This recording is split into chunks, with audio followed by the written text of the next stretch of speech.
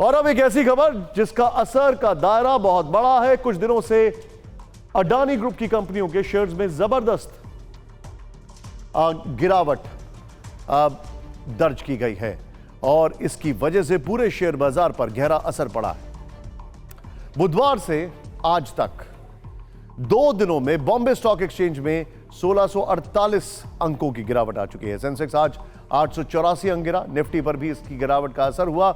Nifty में आज 287 अंकों की गिरावट हुई, जो पिछले 3 महीने में सबसे ज्यादा है। पिछले 2 कामकाजी दिनों की गिरावट के कारण निवेशकों के 6,80,000 करोड़ रुपए डूब गए। शेयर बाजार में इतनी बड़ी गिरावट है और खबर करोड़ों निवेशकों से जुड़ी है,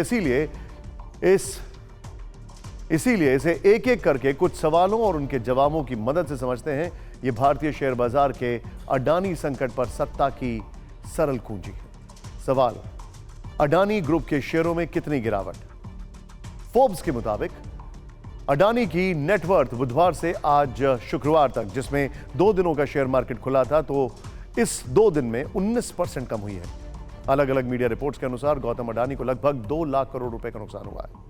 अडानी की कंपनियों की मार्केट कैप भी कम हुई है, जिससे अडानी ग्रुप के निवेशकों को बुधवार और शुक्रवार को 2 दिन में कुल मिलाकर 4 लाख करोड़ से ज्यादा का नुकसान हुआ है। अडानी ग्रुप की कंपनियों के शेयर्स की बात करें तो अडानी ट्रांसमिशन में 27%, Adani total gas 25%, Adani green energy में 20%, अडानी पोर्ट्स में 25% से ज्यादा की गिरावट हुई है।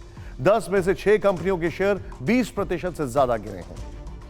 सवाल, अडानी ग्रुप के शेयर अचानक धड़ाम क्यों हुए?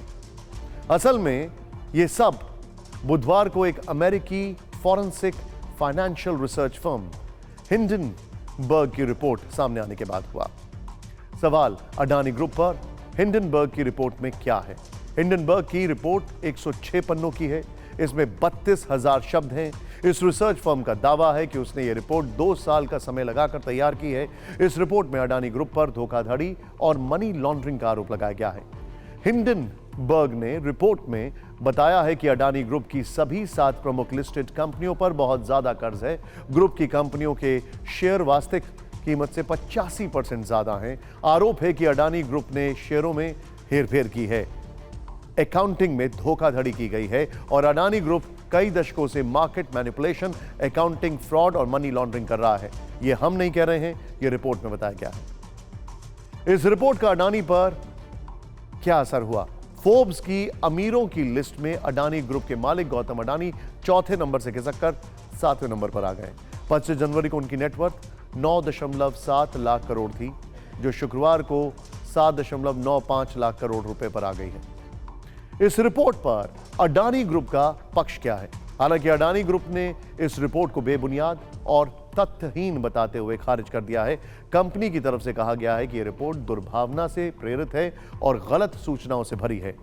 हिंडनबर्ग रिसर्च ने अडानी ग्रुप से संपर्क करने या बातों को वेरीफाई करने की कोशिश नहीं की। अडानी ग्रुप ने हिंडनबर्ग के मामले में 2 बार सफाई दी है। पहला बयान 25 जनवरी को जारी किया गया, दूसरा बयान 26 जनवरी को जारी किया गया। पहले दिन के बयान में अडानी ग्रुप ने कहा कि 24 जनवरी को हिंडनबर्ग ने जो रिपोर्ट जारी की उससे हम शॉक्ड हैं। यह तथ्यहीन रिपोर्ट है। 26 जनवरी को अडानी ग्रुप ने जो बयान दिया उसमें साफ साफ लिखा है कि यह रिपोर्ट भ्रामक और दुर्भावना से ग्रस्त है। सवाल, अब क्या इस रिपोर्ट को लेकर कानूनी लड़ाई होगी? जवाब, शेयर बिक्री को नुकसान पहुंचाने के मामले में अडानी ग्रुप अमेरिकी रिसर्च फर्म हिंडनबर्ग के खिलाफ लीगल एक्शन लेने पर विचार कर रहा है। दूसरी तरफ हिंडनबर्ग भी लीगल एक्शन को लेकर तैयार है। इस रिसर्च फर्म ने कहा है कि वो पूरी तरह से अपनी रिपोर्ट के साथ खड़ी है और अडानी ग्रुप की तरफ से किसी भी कानूनी कार्रवाई का स्वागत है। हिंडनबर्ग की तरफ से यह भी कहा गया है कि अगर अडानी गंभीर है तो उन्हें अमेरिका में भी मुकदमा दायर करना चाहिए, जहां यह फर्म काम करती है और उसके पास कानूनी प्रक्रिया में मांगे जाने वाले दस्तावेजों की एक लंबी लिस्ट है। इस रिपोर्ट में कहा गया है कि अडानी समूह की तमाम कंपनियां ट्रांसपेरेंट नहीं है, उनके तमाम कारोबार या उनके काम करने का तरीका पारदर्शी नहीं है। जहां हिंडनबर्ग की रिपोर्ट कहती है कि फंडामेंटली भी अडानी के स्टॉक मार्केट में ओवर वैल्यूड हैं। यानी इन स्टॉक्स की जितनी कीमत है वो इनके वास्तविक फंडामेंटल से, कंपनी के कामकाज से, कंपनी की कमाई से मेल नहीं खाते। सेबी का रोल कहाँ आता है? सेबी का रोल वहाँ आता है जहाँ हिंडनबर्ग रिपोर्ट का पहला हिस्सा जिस तरफ इशारा करता है। पहला हिस्सा इशारा करता है कि अडानी समूह के कामकाज में पारदर्शिता नहीं है। अडानी समूह की कंपनियों ने शेल कंपनियों के जरिए ऑपरेट किया। उसका आरोप है कि मॉरिशस और दुनिया के अन्य देशों में अडानी समूह की शेल कंपनियां हैं जिनके जरिए भारत में निवेश आ रहा है। यह भारतीय नियमों के हिसाब से भी जांच का विषय बनता है, जांच की संभावना बनती है। अभी ये स्पष्ट नहीं है, सेबी ने अधिकृत रूप से ऐसा कुछ नहीं कहा है कि उसकी जांच करेगी कि नहीं करेगी। अडानी समूह इसको कानूनी रूप से अगर चुनौती देगा तो इसको चुनौती देने के लिए उसे अमेरिका की अदालत में जाकर चुनौती देनी पड़ेगी, क्योंकि हिंडनबर्ग फर्म अमेरिका से काम करती है और यहाँ उलझने की गुंजाइश है। हिंडनबर्ग ने साफ साफ अपने बयान में कल कह दिया है कि हम स्वागत करेंगे कि अडानी समूह हमारे ऊपर मुकदमा करे और अमेरिका में आकर हमसे मुकदमा लड़े।